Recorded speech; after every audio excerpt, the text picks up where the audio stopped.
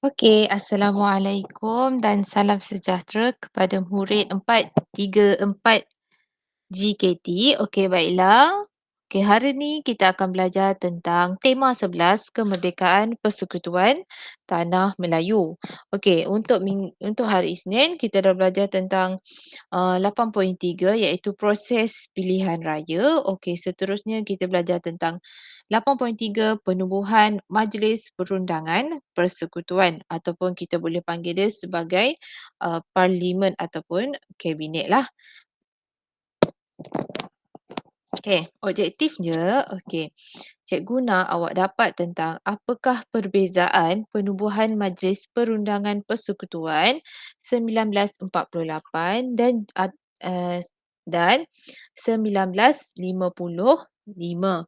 Okey, dan yang kedua, murid dapat menerangkan kesan penubuhan Persekutuan Majlis Penubuhan Persekutuan 1955. Okey, baiklah. Kita pergi kepada yang pertama. Okey, sebelum tu, kita tengok dulu apa itu Majlis Perundangan Persekutuan. Okey, cikgu nak terangkan Majlis Perundangan Persekutuan ini adalah ditubuhkan selepas kemenangan pilihan raya oleh Parti Perikatan. Okey, cikgu dah terangkan sebelum ni. Parti Perikatan itu terdiri daripada 3 parti besar iaitu UMNO, MIC dan juga MCA. Mereka bergabung dan membentuk satu parti iaitu Parti Perikatan. Dan majoritinya mereka menang. Menang banyak dan mereka dapat menguasai pentadbiran di tanah Melayu. Dan juga satu lagi, membawa perintis kepada perubahan tanah Melayu kepada demokrasi. Okey. Demokrasi ini bermaksud berkerajaan sendiri ataupun mentadbir negara sendiri. Okey, kita tengok yang pertama, kita akan tahu apakah perbezaan Majlis Perundangan Persekutuan 1948 dan juga 1955.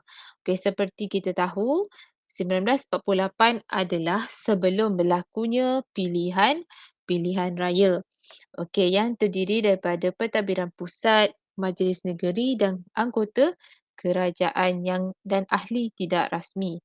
Okey, kita tengok komposisi ataupun kedudukan ahli Majlis Perundangan Persekutuan.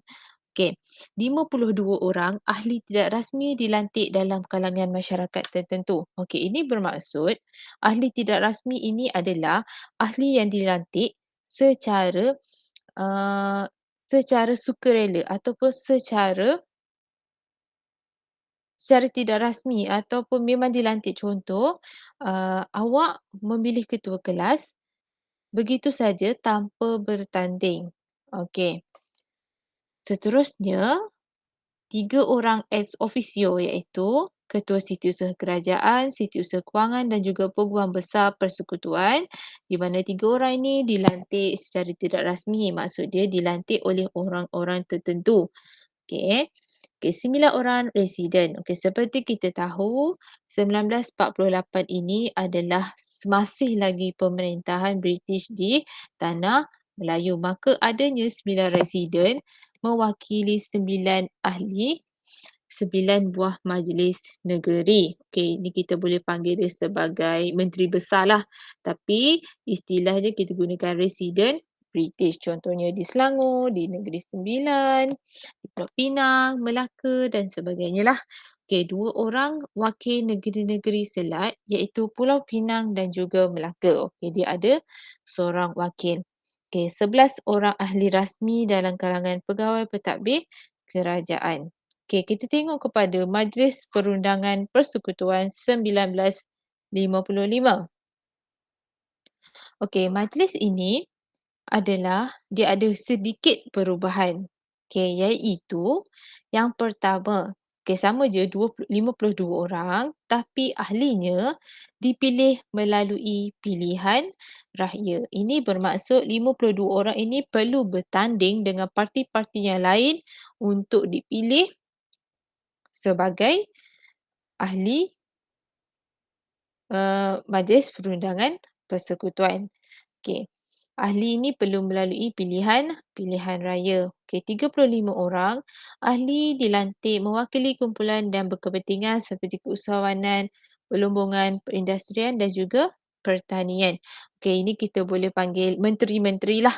Okey, Menteri Keusahawan, Menteri Pelumbungan, Perindustrian dan Pertanian. Mereka ni menteri yang sangat penting lah selepasnya ketua menteri. Ada juga menteri-menteri yang menguruskan bahagian-bahagian tertentu. Dan 11 orang menteri besar mewakili negeri. Ini menggantikan sistem residen. Residen, residen, residen British. Okey, kita gunakan istilah menteri besar. Okey, seterusnya dua orang ni sama juga wakil negeri-negeri selat iaitu Pulau Pinang dan juga Melaka. Okey, bila kita tengok dua ni, apa yang sangat ketara yang berbeza adalah kita tengok yang pertama. Okey, yang paling ketara berbeza adalah yang ini, 9 orang residen. Seperti kita tahu, selepas berlakunya pilihan raya, okey, Parti Perikatan dan Tunku Abdul Rahman dilantik sebagai Ketua Menteri. Maka dihapuskan ataupun diturunkan sedikit kuasa British di tanah Melayu. Okey, maksud dia pada ketika ini negara kita telah beransur-ansur untuk berkerajaan sendiri. Okey. Apakah kesan penubuhan Majlis Perundangan Persekutuan ini? Okey, yang pertama, kesannya adalah Tengku Abdul Rahman menjadi Ketua Menteri Kerajaan dan juga pentadbiran diambil daripada Pesuruhjaya Tinggi British. Okay, seperti kita tahu, sebelum ini Pesuruhjaya Tinggi British lah yang memerintah tanah Melayu. Maka selepas kemenangan pilihan raya, orang Melayu telah berjaya memerintah negara sendiri. Okey, seterusnya, kedua, proses pertukaran dan pembaharuan berperingkat. Tapi British masih pemimpin atas. Okey, maksudnya maksud dia proses pertukaran ini adalah proses di mana kita orang Melayu ataupun Tunku Abdul Rahman ini, dia ingin menukarkan konsep-konsep pembaruan tentang undang-undang, pentadbiran yang diambil dulu oleh British dan dia nak ubah sikit yang lebih kepada orang Melayu. Okey, yang ketiga, kuasa British kurang dan kuasa di tangan rakyat. Apa maksud kuasa di tangan rakyat? Kuasa di tangan rakyat ni adalah rakyat berhak berkuasa untuk memilih siapa dia punya pemimpin. Okey, faham? Okey, seterusnya, British kuasa dia bukan lagi Pesuruhjaya Tinggi British tapi dia sebagai penasihat keselamatan sahaja. Yang ambil alih apa? Tengku Abdul Rahman. Okey. Yang keempat, Majlis Perundangan Persekutuan membawa kepada pentadbiran demokrasi, iaitu pentadbiran berparlimen ataupun mempunyai menteri-menteri di setiap jabatan-jabatan tertentu. Okey, dalam buku teks awak, dia ada ni. Berikan pendapat anda hari yang amat penting dalam sejarah majlis ini. Okey, yang diucapkan oleh Tengku Abdul Rahman semasa pembukaan Majlis Perundangan Persekutuan pada 31 Ogos 1955. Okey.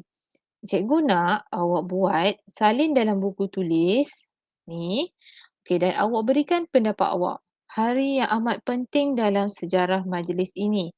Okey, majlis apa? Majlis di mana majlis pembukaan Majlis Perundangan Persekutuan. Okey, ini adalah, cikgu bagi satu contoh.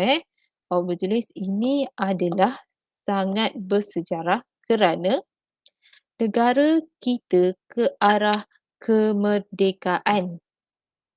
Okey, ke arah kemerdekaan kerana selepas orang Melayu mendapat kerajaan ataupun mentadbir kerajaan, maka kita boleh merdeka. Okey, yang kedua awak boleh buat adalah kita orang Melayu semakin bebas daripada pengaruh British, khususnya dalam pentadbiran. Okey, itu yang kedua. Yang ketiga, awak buat sendiri. Boleh? Okey, jadikan dia sebagai 3 perenggan. Okey, baiklah. Itu saja. Okey, rumusan dia. Semangat perjuangan untuk mentadbir dan sayang akan negara perlu ada dalam diri setiap rakyat Malaysia. Okey, menghargai sistem demokrasi yang ada di Malaysia yang ketika ini adalah sangat baik. Walaupun berlaku kekecohan di parlimen, tetapi negara kita masih lagi mengamalkan konsep demokrasi berparlimen. Okey, faham? Okey, sampai di sini saja. Okey, jangan lupa buatkan soalan yang cikgu berikan ini dalam buku tulis awak dan tuliskan dalam 3 perenggan. Okey, baiklah, itu saja. Kita akan jumpa lagi pada minggu hadapan. Okey, Assalamualaikum dan salam sejahtera semua.